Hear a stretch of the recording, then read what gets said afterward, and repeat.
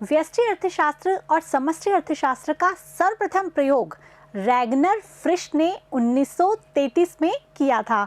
बच्चों, मैं आपको बता देती हूँ कि रैगनर फ्रिश को अर्थशास्त्र में अपने योगदान के लिए सर्वप्रथम अर्थशास्त्र का नोबेल पुरस्कार, जो अर्थशास्त्र का जो नोबेल पुरस्कार जब से स्टार्ट हुआ था 1969 में, वो इन्हीं को मिला था। व्यष्टि अर्थशास्त्र और समष्टि अर्थशास्त्र का सर्वप्रथम प्रयोग किसने किया? रैगनर फ्रिश ने 1933 में। बच्चों, व्यष्टि अर्थशास्त्र और समष्टि अर्थशास्त्र शब्द की उत्पत्ति कहाँ से हुई, अर्थात ये शब्द आए कहाँ से? तो यदि हम बात करें व्यष्टि शब्द की, तो व्यष्टि को हम अंग्रेजी में बोलते हैं माइक्रो, जो कि ग्रीक भाषा के माइक्रोज से लिया गया है, जिसका कि अर्थ होता है सूक्ष्म या छोटा।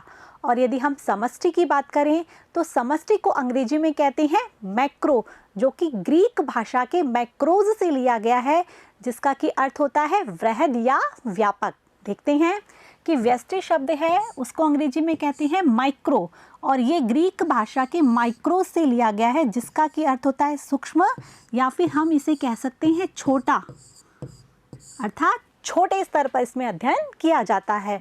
यदि हम समष्टि की बात करें तो समष्टि को अंग्रेजी में कहते हैं मैक्रो, और ये ग्रीक भाषा के मैक्रोज से लिया गया है, जिसका कि अर्थ होता है व्यापक, अर्थात हम बोल सकते हैं बड़ा। अर्थात जो समष्टि अर्थशास्त्र है उसमें बड़े स्तर पर अध्ययन किया जाता है। अब हम एक एक करके दोनों की बात करते हैं। सबसे पहले हम लेते हैं व्यष्टि अर्थशास्त्र को। जैसे कि हमने अभी बात की कि व्यष्टि अर्थशास्त्र में सूक्ष्म स्तर पर, या हम कह सकते हैं लघु स्तर पर, छोटे स्तर पर अध्ययन किया जाता है। छोटे स्तर पर कैसे? इसमें व्यक्तिगत इकाई के आर्थिक व्यवहार का हम अध्ययन करते हैं। व्यक्तिगत इकाई जिसमें कि आते हैं जैसे कि उत्पादक, उपभोक्ता या फर्म कैसा आर्थिक व्यवहार करती है, उसका अध्ययन हम करते हैं व्यष्टि अर्थशास्त्र में। व्यष्टि अर्थशास्त्र का बच्चों जो दूसरा नाम है वो है कीमत सिद्धांत, क्योंकि इसमें मांग और पूर्ति के आधार पर कीमत का निर्धारण किया जाता है। देख रहे हैं बच्चों, व्यष्टि अर्थशास्त्र में सूक्ष्म या लघु, जैसे कि हम बात कर चुके हैं, सूक्ष्म या लघु या छोटे स्तर पर अध्ययन किया जाता है।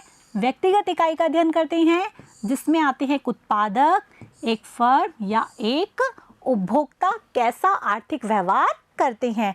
इसका जो दूसरा नाम है वो है कीमत सिद्धांत, क्योंकि इसमें मांग और पूर्ति के आधार पर कीमत का निर्धारण किया जाता है। बच्चों, इसमें व्यक्तिगत इकाई का यदि हम अध्ययन करते हैं तो उसका अध्ययन करते समय हमेशा कीमत को ध्यान में रखा जाता है। जैसे यदि हम उपभोक्ता की बात करें तो उपभोक्ता हमेशा कीमत को ध्यान में रखकर उपभोग करेगा और अपनी संतुष्टि को अधिकतम करेगा।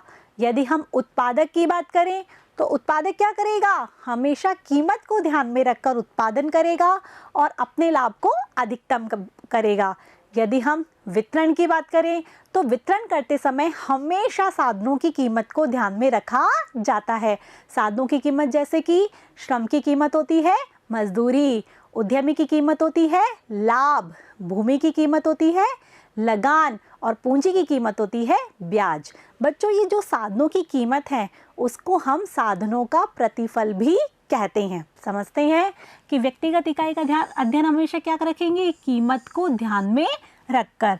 उपभोक्ता क्या करेगा? निश्चित आय और कीमत को ध्यान में रखकर अपनी संतुष्टि अधिकतम करेगा। और उत्पादक क्या करेगा? निश्चित कीमत के आधार पर अपने उत्पादन को अधिकतम कर लाभ को भी अधिकतम करेगा। यदि हम वितरण की बात करें तो साधनों की कीमत को ध्यान में रखकर हमेशा वितरण किया जाता है। और इन सब की बात हम अभी कर चुके हैं, और ये सब हमारे आगे के अध्याय में भी बहुत अधिक काम में आने वाले हैं, तो इन्हें समझ लीजिएगा और इन्हें याद भी कर लीजिएगा। साधनों की कीमत को साधनों का प्रतिफल भी कहते हैं।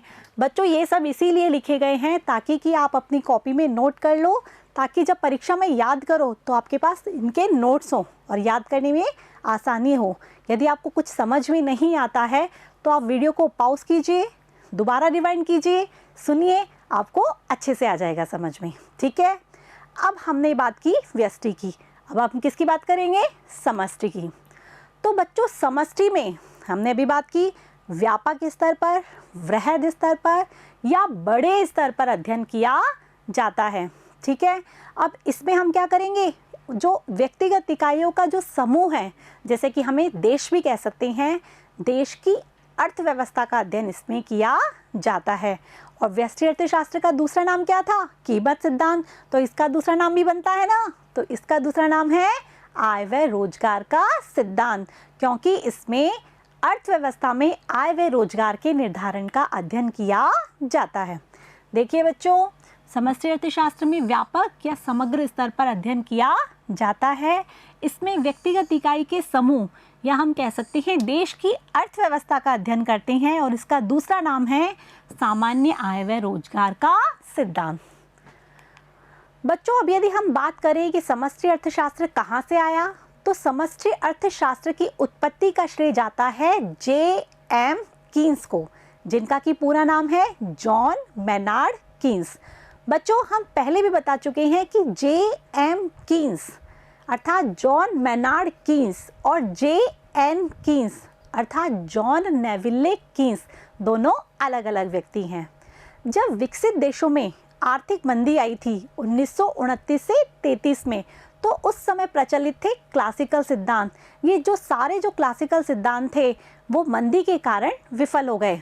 तब J.M. कीन्स ने 1936 में अपनी पुस्तक the general theory of employment, interest and money में समष्टि के बारे में बताया और आय व रोजगार का नया सिद्धांत दिया। तो तभी से उत्पत्ति मानी जाती है समष्टि अर्थशास्त्र की, क्योंकि इन्होंने इसका सिद्धांत सर्वप्रथम दिया था और इसी के बाद समष्टि अर्थशास्त्र की उत्पत्ति हुई। इसीलिए इन्हें समष्टि अर्थशास्त्र का जनक अर्थात फादर ऑफ मैक्रो इकोनॉमिक्स भी कहते हैं। और इनकी इसी पुस्तक के बाद समष्टि के सिद्धांत अधिक वैज्ञानिक तरीके से विकसित हुए। देखिए इनको कि समष्टि अर्थशास्त्र का जनक किसे कहते हैं, J.M. कीन्स को, जिनका कि पूरा नाम है जॉन मेनार्ड कीन्स। और इनकी जो पुस्तक है उसका नाम है the general theory of employment, interest and money, जो कि 1936 में प्रकाशित हुई। और इनकी इसी पुस्तक के बाद समष्टि के सिद्धांत अधिक वैज्ञानिक तरीके से विकसित हुए। बच्चों, ये बहुत इंपॉर्टेंट क्वेश्चन बनता है, परीक्षा में अधिकतर पूछा जाता है, तो इसको आप अच्छे से समझ लो, इनकी बुक का नाम और ये कब प्रकाशित हुई थी और समष्टि अर्थशास्त्र का जनक किसे कहते हैं। आपको याद होगा कि समष्टि अर्थशास्त्र का जनक तो ये है, लेकिन अर्थशास्त्र के जनक कौन है, अर्थशास्त्र के जनक हैं एडम स्मिथ। तो इन दोनों में जो डिफरेंस है वो भी आप समझ लीजिए। ठीक है, अब हम बात कर रहे थे समष्टि अर्थशास्त्र की, कि समष्टि अर्थशास्त्र में संपूर्ण देश की अर्थव्यवस्था का अध्ययन किया जाता है। तो देश की अर्थव्यवस्था में कुल रोजगार कितना है, कुल विनियोग कितना है, कुल बचत कितनी है, आर्थिक विकास में उतार चढ़ाव कितने हो रहे हैं, इसके अलावा सामान्य कीमत स्तर कितना है। तो इसका अध्ययन हम किस में करते हैं, समष्टि अर्थशास्त्र में। गार्डनर एकले ने समष्टि अर्थशास्त्र की बहुत अच्छी परिभाषा दी है बच्चों, और वो आपको याद भी रखनी है कि समष्टि अर्थशास्त्र में संपूर्ण जंगल का अध्ययन किया जाता है, ना कि उन पेड़ पौधों की प्रकृति का जिससे कि जंगल बना है। कितनी अच्छी परिभाषा है ना, कि संपूर्ण देश की अर्थव्यवस्था का अध्ययन करेंगे, ना कि जो एक एक व्यक्ति है उसका। देखते हैं कि समष्टि अर्थशास्त्र में हम बात कर चुके हैं राष्ट्रीय आय का स्तर, रोजगार का स्तर, बचत, विनियोग, सामान्य कीमत स्तर, आर्थिक विकास में उतार चढ़ाव, इनका अध्ययन किया जाता है। क्योंकि ये सारी चीज़ें किससे संबंधित है, देश से, ये व्यक्तिगत इकाइयों के समूह से संबंधित है। गार्डनर एकले की परिभाषा की हम बात ही कर चुके हैं कि समष्टि अर्थशास्त्र एक जंगल की प्रकृति का अध्ययन करता है, ना कि उन पेड़ पौधों का जिससे कि जंगल बना है। तो बच्चों, ये थे व्यष्टि और समष्टि अर्थशास्त्र। अब हम पढ़ेंगे व्यष्टि अर्थशास्त्र और समष्टि अर्थशास्त्र में अंतर, जो कि एक बहुत महत्वपूर्ण क्वेश्चन है, परीक्षा में अधिकतर इसका सवाल आता है।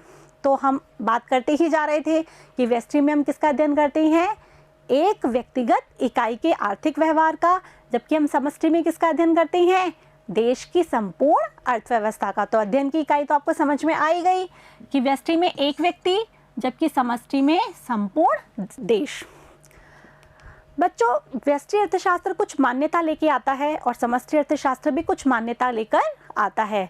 तो व्यष्टि अर्थशास्त्र क्या मान के चलता है कि देश में पहले से ही पूर्ण रोजगार है, सरकार का कोई दखल नहीं है, और जो कीमत तंत्र है वो कैसा है, स्वतंत्र, जिसका हम कह सकते हैं कि मांग और पूर्ति के आधार पर स्वतः ही कीमत का निर्धारण हो जाता है।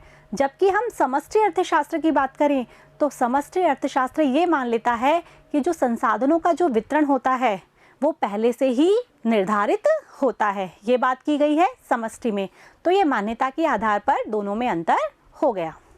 यदि हम तीसरे अंतर की बात करें तो जो समष्टि अर्थशास्त्र है और व्यष्टि अर्थशास्त्र है उस पर क्या डिफरेंस है कि जो व्यष्टि अर्थशास्त्र है उसका जो उद्देश्य है वो होता है संसाधनों का अधिकतम वितरण, कि संसाधन अधिक से अधिक वितरित हों, जबकि समष्टि अर्थशास्त्र है उसका उद्देश्य होता है कि उत्पादकता अधिक से अधिक हो, जिससे कि देश में पूर्ण रोजगार की प्राप्ति की जा सके। आ रहा है समझ में कि इसकी मान्यता क्या है कि पूर्ण प्रतियोगिता और सरकार का कोई दखल नहीं हो और स्वतंत्र कीमत तंत्र हो। जबकि समष्टि अर्थशास्त्र क्या मानता है, जो उत्पादन के साधन है उसका वितरण पहले से ही निर्धारित हो। इसका जो उद्देश्य है वो है संसाधनों का अधिकतम वितरण, जो संसाधन है वो लोगों तक अधिक से अधिक पहुंच पाएं। जबकि इसका क्या है कि उत्पादकता का विस्तार हो और देश में पूर्ण रोजगार की प्राप्ति हो। बच्चों, जो व्यष्टि अर्थशास्त्र है वो आंशिक संतुलन का अध्ययन करता है, आंशिक अर्थात एक कारक के परिवर्तन में आधार पर, जबकि जो समष्टि है वो अध्ययन करता है सामान्य संतुलन का, अर्थात सभी कारकों में परिवर्तन के आधार पर। ठीक है बच्चों, अब यदि हम अगले अंतर की बात करें तो व्यष्टि अर्थशास्त्र है उसमें हम अध्ययन करते हैं कीमत का, इसका दूसरा नाम कीमत सिद्धांत है, पढ़ चुके हैं हम। जबकि समष्टि अर्थशास्त्र का दूसरा नाम क्या है, आय व रोजगार का सिद्धांत। तो इसका उपकरण क्या हो गया, कीमत, और इसका उपकरण क्या हो गया, राष्ट्रीय आय। ये तो आपको आ गया ना समझ में, काफी बार हम कर चुके हैं। इसमें है कीमत और इसमें है राष्ट्रीय आय। बच्चों, जो व्यष्टि अर्थशास्त्र है उसमें क्या होता है, बचत होती है लाभकारी, जबकि समष्टि अर्थशास्त्र के लिए बचत होती है अलाभकारी। कैसे, जैसे हम कहते हैं कि एक व्यक्ति यदि बचत करता है तो बहुत अच्छी बात है। हमें बचपन से भी क्या सिखाया जाता है कि बचत करना चाहिए, सेविंग बहुत अच्छा रहता है, हमें भविष्य में कभी भी काम में आ सकता है। लेकिन यदि सभी व्यक्ति बचत करने लग जाएंगे तो क्या होगा, देश में उपभोग का स्तर कम हो जाएगा, उत्पादन का स्तर कम हो जाएगा और मंदी की स्थिति आ जाएगी। तो व्यष्टि के लिए जो तो बचत है वो लाभकारी है, जबकि समष्टि के लिए बचत अलाभकारी है। बड़ा इंटरेस्टिंग अंतर है ना, ये तो याद भी हो जाएगा आपको आराम से कि ये विरोधाभास पाया जाता है इन दोनों में। व्यष्टि के लिए बचत लाभकारी, जबकि समष्टि के लिए बचत कैसी होती है, अलाभकारी। यदि हम अगले अंतर की बात करें तो व्यष्टि में जो परिवर्तन है, यदि पूरी अर्थव्यवस्था स्थिर है तो एक व्यक्ति के उत्पादन में परिवर्तन हो सकता है, और ये जो एक व्यक्ति के उत्पादन में परिवर्तन हो रहा है उससे समष्टि प्रभावित नहीं होगी। यही इन दोनों में अंतर हो गया कि समष्टि की स्थिरता में भी व्यष्टि में परिवर्तन हो सकते हैं, और जो व्यष्टि में परिवर्तन होते हैं उससे समष्टि प्रभावित नहीं होती। आ रहा है समझ में, कितना इंटरेस्टिंग अंतर है ना। अब व्यष्टि जो अर्थशास्त्र है उसमें अध्ययन करते हैं हम तब जब संपूर्ण अर्थव्यवस्था किसमें होती है, संतुलन में। आ रहा है। और जो समष्टि अर्थशास्त्र है उसमें अध्ययन हम जब करते हैं जब संपूर्ण अर्थव्यवस्था असंतुलन में होती है। संतुलन, असंतुलन, आसानी से याद कर सकते हैं हम इसे कि व्यक्तिगत इकाइयों का जब अध्ययन करते हैं जब वो होती हैं संतुलन में, और संपूर्ण अर्थव्यवस्था का हम जब अध्ययन करते हैं जब वो होती हैं असंतुलन में।